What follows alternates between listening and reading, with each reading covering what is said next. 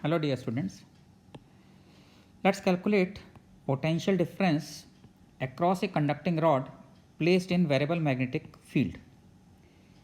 ये आप देख सकते हैं कि एक रॉड ए बी यहाँ पर गिवन है which is placed in magnetic field जो कि perpendicular to plane of the board inwards है और सिलिंड्रिकल रीजन में गिवन है. दिस इज ऑल्सो गिवन कि मैग्नेटिक फील्ड इंक्रीज हो रहा है टाइम के साथ, D B by D T equal to plus alpha tesla per second है और हम लोगों को कैलकुलेट करना है V A minus V B कितना होगा. अब सबसे पहली बात तो ये है कि इसमें आपको ये समझना चाहिए कि V A minus V B is potential difference और पोटेंशियल डिफरेंस कंजर्वेटिव फील्ड्स के कॉरस्पॉन्डिंग होता है. V A minus V B is potential difference and potential difference is defined only corresponding to conservative forces. ये आप लोगों को पता होना चाहिए because potential difference potential energy से आएगा and potential energy conservative forces के लिए ही डिफाइंड होती है. और वेरिएबल मैग्नेटिक फील्ड में जो इलेक्ट्रिक फील्ड जनरेट होता है, इंड्यूस इलेक्ट्रिक फील्ड, वो नॉन कंजर्वेटिव होता है नेचर में. तो बेसिकली हमें समझने की ज़रूरत ये है कि यहाँ पर जब हम पोटेंशियल डिफरेंस की बात कर रहे हैं तो non conservative induce electric field के कॉरस्पॉन्डिंग नहीं कर रहे हैं, बल्कि कंजर्वेटिव इलेक्ट्रिक फील्ड के कॉरस्पॉन्डिंग जो पोटेंशियल डिफरेंस जनरेट होगा इस रॉड में उसकी बात कर रहे हैं. तो ये समझने के लिए आप ध्यान से देखिए, मैं अगर यहाँ पर एक्स डिस्टेंस पर एक स्मॉल एलिमेंट कंसीडर करता हूँ, मान लीजिए एक small element D x consider कर रहा हूँ और इस डी एक्स एलिमेंट को देखते हैं कि यहाँ पर क्या होगा. और इस डी एक्स एलिमेंट में अगर आप देखेंगे तो इसकी वजह से यहाँ पर एक इंड्यूस इलेक्ट्रिक फील्ड जनरेट होगा. अगर आप इस पॉइंट पी पर देखते हैं इंड्यूस इलेक्ट्रिक फील्ड किधर होता, तो X cross D B by D T आप देख सकते हैं, ये एक्स की डायरेक्शन होती. ये मान लीजिए मैं कह देता हूँ कि this distance is suppose R, तो R cross D B by D T, R cross D B by D T की जो डायरेक्शन आती वो इस तरफ आ जाती और इंड्यूस इलेक्ट्रिक फील्ड इस डायरेक्शन में जनरेट होता. इस इंड्यूस इलेक्ट्रिक फील्ड का अगर आप मैग्नीट्यूड लिखना चाहेंगे तो कितना होगा, this will be equal to R by two into D B by D T. D B by D T equal to alpha tesla per second given है, तो आप चाहें तो इसको आर अल्फा बाई टू भी लिख सकते हैं. नाउ इसकी वजह से होगा क्या, ये ज़रा समझने की कोशिश करते हैं. इस सिचुएशन में अगर मैं देखूंगा तो इंड्यूस इलेक्ट्रिक फील्ड का जो कंपोनेंट रॉड के अलोंग आएगा, E induce into cos theta, ये E induce into cos theta की वजह से क्या होगा, due to E induced into cos theta a charge separation will create inside this rod, inside this element. You can say due to E induced into cos theta, a charge separation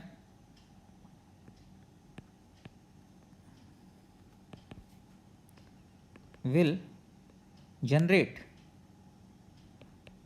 inside this element. क्या हुआ, इसको अगर मैं यहाँ पर आपको दिखाने की कोशिश करूँ तो ये जो एलिमेंट है डी एक्स एलिमेंट, इस डी एक्स एलिमेंट में इधर पॉजिटिव चार्ज एक्यूमुलेट हो जाएगा, इधर नेगेटिव चार्ज एक्यूमुलेट हो जाएगा और इसकी वजह से इसके अंदर एक इलेक्ट्रिक फील्ड जनरेट होगा. ये इलेक्ट्रिक फील्ड कंजर्वेटिव होगा नेचर में क्योंकि चार्ज सेपरेशन से क्रिएट हो रहा है और इस पर ये इलेक्ट्रिक फील्ड जब ई इंड्यूस इंटू कॉस थीटा के बराबर हो जाएगा तो चार्ज का सेपरेशन और रुक जाएगा. ऐसे केस में मैं इस रॉड को, इस छोटे एलिमेंट को यू कैन से एक छोटी बैटरी से रिप्लेस कर सकता हूं जिसके across D E M F है और आई कैन से कि इसके अक्रॉस जो डी ई होगा वो ई इंटू डी एक्स के बराबर रहा होगा. Potential difference D E equal to E into D X. ये आपको समझ में आया क्या किया मैंने, दोबारा एक बार देखिए. ये ई इंड्यूस क्रिएट हुआ induce electric field because of variable magnetic field.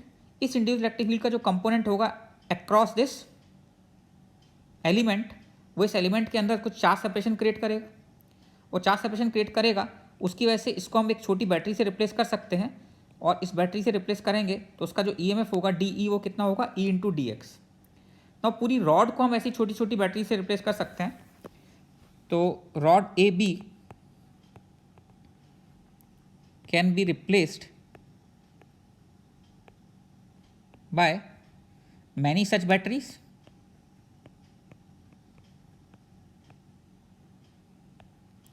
तो उसके अक्रॉस जो पोटेंशियल डिफरेंस फाइनली होगा वो मैं कह सकता हूं कि इसके अक्रॉस फाइनली जो पोटेंशियल डिफरेंस V आएगा, that V will be equal to integration और छोटी छोटी बैटरीज का समीशन कर दें जो DE आएगा, और वो कितना आया है E into D x. E into D x आपके पास E ऑलरेडी आप कैलकुलेट कर चुके थे, कितना R alpha by 2 into D x. आप देख सकते हैं कि ये कौन सा इलेक्ट्रिक फील्ड है, ये बेसिकली ये इलेक्ट्रिक फील्ड कंजर्वेटिव वाला है, लेकिन हम इसको किसके बराबर रख रहे हैं, आर अल्फा बाई 2 के बराबर रख रहे हैं, बिकॉज दोनों के मैग्नीट्यूड इक्वल हैं। E should be equal to E induced into cos theta, ये बराबर होना चाहिए। तो E equal to E induce R alpha by 2 into D X into cos theta, ये आपके पास सिचुएशन आ जा रही है। ये पोटेंशियल डिफरेंस हो जाएगा, और अगर मैंने इस पॉइंट को A माना है, इस पॉइंट को B माना है, तो B will be at higher potential, so this can be written as VB minus VA. Now you can see that R into cos theta. From this R into cos theta, if this angle is theta and this angle is also theta, so R cos theta is equal to D, where D is the distance of this rod, perpendicular distance of this rod from center. So R cos theta की जगह अगर मैं D लिख देता हूँ तो D alpha by 2, ये पूरा का पूरा तो कांस्टेंट है, और केवल अंदर बचता है integration dx from 0 to L। तो इससे हमारे पास VB माइनस VA की वैल्यू आ जाती है हाफ DL अल्फा। तो ये आपका फॉर्मूला बन जाता है। ये आपको ध्यान रखना है कि अगर एक रॉड रखी हुई है मैग्नेटिक फील्ड में, तो रॉड के पोटेंशियल डिफरेंस जो इसके अक्रॉस क्रिएट होगा वो हाफ DL अल्फा होगा। ये पोटेंशियल डिफरेंस हमने किसके कॉरस्पॉन्डिंग डिफाइन किया है, कंजर्वेटिव फील्ड, और वो कंजर्वेटिव फील्ड बेसिकली किसके बराबर है, वो इंड्यूस्ड इलेक्ट्रिक फील्ड के कंपोनेंट के बराबर है। फाइनली चार्ज सेपरेशन से दोनों नेट फोर्स 0 हो जाएगा, और अब और चार्ज सेपरेशन रुक जाएगा। इसको हम एक मेथड से और कर सकते थे अगर आप चाहें तो, वो मेथड भी याद रखने के लिए अच्छा है क्योंकि कई जगह पर यूज़ होगा। इस केस में अगर मैं ऐसा मान लूँ कि यहाँ पर जो रॉड रखी हुई है AB,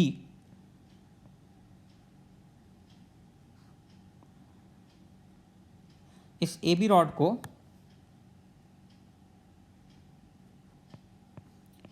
मैं सेंटर से सीधे सीधे मिला देता हूं। अब अगर आप देखें कि CA के अक्रॉस कितना EMF इंड्यूस होगा, तो CA के हर पॉइंट पर इंड्यूस इलेक्ट्रिक फील्ड जो है वो परपेंडिकुलर होगा, और BC के अक्रॉस भी जो इंड्यूस इलेक्ट्रिक फील्ड होगा हमेशा रेडियल वेक्टर के परपेंडिकुलर होगा। तो इसका मतलब ये हुआ कि AC के अक्रॉस और BC के अक्रॉस कोई EMF जनरेट नहीं होगा, because these are rods are perpendicular to induce electric field. तो इसकी वजह से इसमें कोई चार्ज सेपरेशन जनरेट नहीं हो सकता। तो हम ये कह सकते हैं कि फिर rod is placed such that it passes through center of cylindrical region, then EMF induced will be 0. EMF induced 0 क्यों होगा, because EMF induced will be E induced dot DL, और E वेक्टर और DL वेक्टर के बीच का angle यहाँ पर कितना है, 90 डिग्री आ जा रहा है, इसलिए इसकी वजह से कोई EMF जनरेट नहीं होगा। इसका मतलब ये कह सकते हैं कि पूरे ABC में जो EMF इंड्यूस होगा वो एक्चुअली AB के अक्रॉस जो EMF इंड्यूस होगा उसके बराबर ही है, बिकॉज एक C के अक्रॉस EMF इंड्यूस भी 0 है और BC के अक्रॉस EMF इंड्यूस भी 0 है। अब अगर हम फैराडे लॉ से देखना चाहें तो फैराडे लॉ से EMF इंड्यूस जो होगा किसी भी केस में AB में जो ABC में जो EMF इंड्यूस होगा वो कितना होगा, A into D B by D T. Area इस ट्राइंगल का एरिया कितना हो गया, half into base into height, that is half into L into D, if L is length and half into L into D. Small l लिखा है तो आप small l लिख लीजिए पहले, into D V by D T is alpha, और ये ई M F induce केवल किसके अक्रॉस है, ए बी के अक्रॉस होगा पूरा का पूरा, तो ए बी के अक्रॉस जो ई एम एफ इंड्यूस है वो half D L alpha direct आ जाता है। तो आपको ये चीज़ ध्यान रखनी है कि अगर आप किसी रॉड के across E M F induce निकालना चाहें जो मैग्नेटिक फील्ड में रखी हुई है, और उस केस में अगर आप सी से मिलाकर पूरा एक ट्राइंगल बना लें, और इस ट्राइंगल में जितना ई एम एफ इंड्यूस होता फैराडे लॉ से A into D V by D T से, वो ही केवल रॉड ए बी के अक्रॉस होगा, क्योंकि बाकी दोनों के across E M F induced zero हो जाएगा। ये आपके तब भी काम आएगा प्रॉब्लम जिस केस में अगर आपको मैग्नेटिक फील्ड के बाहर कोई रॉड रख दी जाए। फॉर एग्जांपल सिलिंड्रिकल रीजन में मैग्नेटिक फील्ड गिवन है और रॉड को इसके बाहर रख देते हैं आप। अब अगर आप रॉड को इसके बाहर रखते हैं तो इंटीग्रेशन से थोड़ा सा प्रॉब्लम होगी, बिकॉज वहाँ पर तो कांस्टेंट आ जा रहा था, केवल अंदर कितना बच रहा था, यहाँ पर dx बचता है, यानी हर एलिमेंट के अक्रॉस कांस्टेंट ईएमएफ आ जाता है, x से इंडिपेंडेंट आ जाता है, लेकिन यहाँ पर x पे डिपेंडेंसी आ जाएगी। इस केस में भी आपको करना क्या होगा, अगर मैं बोल दूँ कि d दे रखा है और ये L/2 एंड L/2 है, तो ऐसे केस में भी अगर आपको AB के अक्रॉस ईएमएफ इंड्यूस निकालना हो, तो AB के अक्रॉस ईएमएफ इंड्यूस निकालने के लिए ऐसे केस में भी आप क्या कर सकते हैं, ये पूरा ट्राइंगल कंसीडर कर लें, और इस ट्राइंगल में इतने एरिया में जितना फ्लक्स आ रहा होगा बेसिकली, क्योंकि फ्लक्स तो बस इतने ही पार्ट में है ना, तो यहाँ पर जितना फ्लक्स आ रहा है हमें वही फ्लक्स कंसीडर करना है। मैग्नेटिक फील्ड तो पूरे में है, लेकिन केवल आपको कौन सा एरिया कंसीडर करना पड़ेगा, ये वाला एरिया। और अगर ये एंगल थीटा है, ये एंगल भी अगर मैं थीटा मान लूँ, तो एरिया कितना हो जाएगा, ये half R square into 2 theta. Sector का एरिया क्या होता है, half R square into theta, और थीटा एंगल यहाँ पर कितना हो गया, टोटल 2 थीटा हो गया। तो E M F induced across A B कितना आ जाएगा आपके पास, that will be equal to A into D V by D T, and A आपके पास आ जाएगा half R square 2 theta into alpha, that is D V by D T. तो ऐसे केस में भी इजी यही रहता है कि हम पूरा एक ट्राइंगल बना लें सेंटर के साथ मिलाकर, और पूरा एरिया लेकर इसको सॉल्व कर लें। थीटा यहाँ पर ध्यान रखिए हमेशा रेडियंस में कंसीडर किया जाएगा। तो मेरे ख्याल से ये चीज़ आपको क्लियर हो गई होगी। किसी रॉड के अक्रॉस 2-3 चीज़ें हमने इसमें समझने की कोशिश की है। एक तो ये कि रॉड के अक्रॉस जो आप ईएमएफ निकाल रहे हैं, वो रॉड के across EMF basically potential difference जो आप कैलकुलेट करेंगे वो किसके कॉरस्पॉन्डिंग होगा, वो पोटेंशियल डिफरेंस कंजर्वेटिव फील्ड के कॉरस्पॉन्डिंग होता है। चार्ज सेपरेशन इसमें होगा, उस चार्ज सेपरेशन के कॉरस्पॉन्डिंग कितना इलेक्ट्रिक फील्ड होगा ये आप कैलकुलेट कर रहे हैं। वैसे अगर आप देखें तो बेसिकली क्या है इसमें, अगर आप देखेंगे तो इसके अंदर, इस रॉड के अंदर अगर आप अभी कोई चार्ज पार्टिकल ले लें प्लस क्यू, तो इस चार्ज पार्टिकल प्लस क्यू पे 2 फोर्स लग रहे होंगे। एक तो यहाँ पर जो इलेक्ट्रिक फील्ड क्रिएट हुआ वो फोर्स लगाएगा, और एक ई इंड्यूस्ड इनटू कॉस थीटा जो फोर्स लगा रहा होगा वो होगा, और ये दोनों कांस्टेंट हो जाते हैं। तो नेट इलेक्ट्रिक फील्ड अगर आपको पूछा जाए कि इसके अंदर क्या है, net electric field inside rod, तो net electric field inside rod that will be equal to 0। ये चीज़ आपको ध्यान रखनी है कि रॉड के अंदर कोई नेट इलेक्ट्रिक फील्ड नहीं है, क्योंकि अगर अभी नेट इलेक्ट्रिक फील्ड होता तो इसका मतलब तो इसके अंदर जो फ्री इलेक्ट्रॉन्स हैं, क्योंकि कंडक्टिंग है तो फ्री इलेक्ट्रॉन्स को अभी भी क्या करना चाहिए, मूव करना चाहिए। बस ऐसे केस में नेट इलेक्ट्रिक फील्ड क्या हो चुका है, 0 हो चुका है। बट पोटेंशियल डिफरेंस है, क्योंकि potential difference net electric field के कॉरस्पॉन्डिंग डिफाइन नहीं होता, पोटेंशियल डिफरेंस केवल कंजर्वेटिव इलेक्ट्रिक फील्ड के कॉरस्पॉन्डिंग डिफाइन होता है। तो this is very important thing, जिसमें बच्चों को कन्फ्यूजन रहता है, ये चीज़ आपको क्लियर रहनी चाहिए। ओके, आई होप समझ में आ गया होगा। Enjoy your day.